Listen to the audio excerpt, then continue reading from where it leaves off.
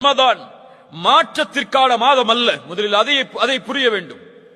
ரமதான் வந்தால் தொழுது கொள்ளலாம், ரமதான் வந்தால் குர்ஆனை ஓதிவிடலாம், ரமதான் வந்தால் இபாதத்தில் போட்டியிடலாம், ரமதான் வந்தால் அல்லாஹ்வுடைய மார்க்கத்திற்காக பணி செய்யலாம் என்று ஒதுக்குவதற்கு உள்ள மாதம் அல்ல ரமதான். ரமதான் இபாதத்தை அதிகரிப்பதற்குரிய மாதம், இபாதத்தை தொடங்குவதற்குரிய மாதம் அல்ல. தொடங்க வேண்டும் என்று நினைத்தால் எத்துணை ரமதான் வந்தாலும் யாரும் தொடங்க முடியாது. முதல் ரமதான் கழியட்டும் நினைப்பாரு, அடுத்த 10 வரட்டும் நினைப்பாரு, அடுத்த 10 வரட்டும் நினைப்பாரு, 27 வரட்டும் நினைப்பாரு, ரமதான் போயிடும். ரமதானுக்கு முன்னால் யார் தன்னை சீரமைத்தானோ அவன்தான் ரமதானிலும் சீரானவனாக இருப்பான்.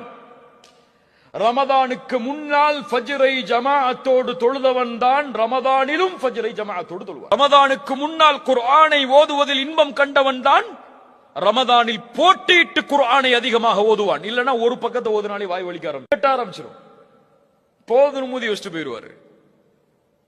கண்ணியத்துக்குரியவர்களே, நிலைமைகளை சீரமைக்க வேண்டும். வதூபு இலல்லாஹ், அல்லாஹ்வை நோக்கி நாம் எல்லோரும் திரும்பியாக வேண்டும். யாரும் விதிவிலக்கு கிடையாது, யாரும் விதிவிலக்கு கிடையாது.